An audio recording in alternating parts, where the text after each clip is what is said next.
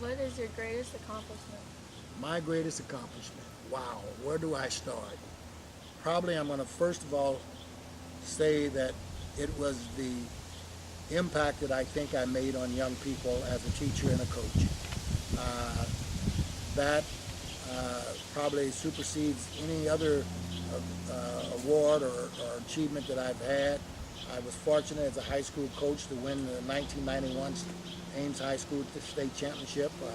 Fred Hoiberg was my star player, went on to play in the professional ranks. We stay in touch today. So from a coaching standpoint, that was a great accomplishment.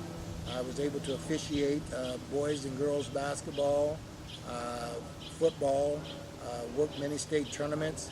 I was one of the first African Americans to be able to officiate in the Missouri Valley in basketball in the 70s and in the Big Eight Conference during that time.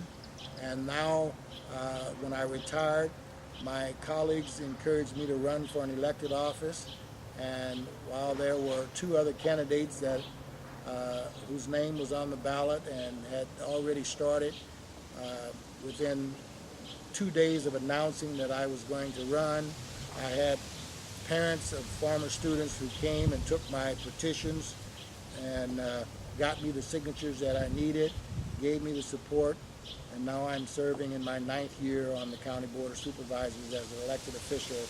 And I would have to say that if I look back on my life, I would have never thought that I would have the opportunities that I have today, being an elected official and getting the chance to travel all over this country. I go to Washington, D.C. every March to visit with our congressional delegations on behalf of the citizens of Story County. In addition to that, obviously, I was married to a wonderful lady, Edna Clinton. We've been married, we just celebrated our 46th anniversary, and I have 3 wonderful kids and 9 biological grandchildren. So what more could a person ask? What was your first job? My actual first job, well,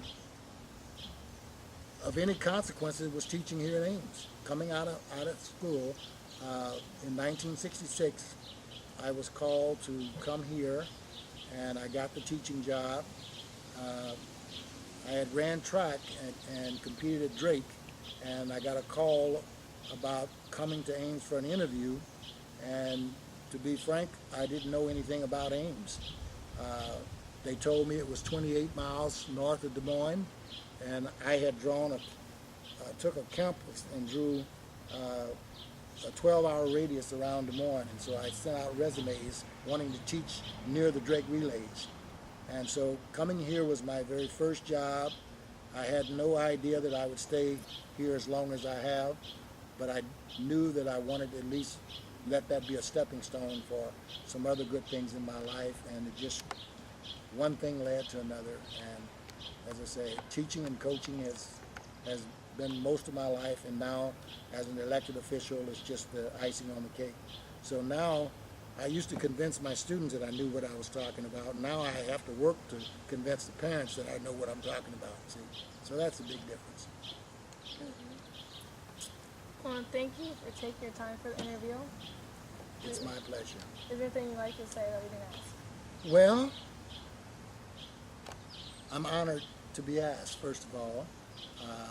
And I want to thank you for taking the time, and whoever thought to include me in this project is also a humbling experience.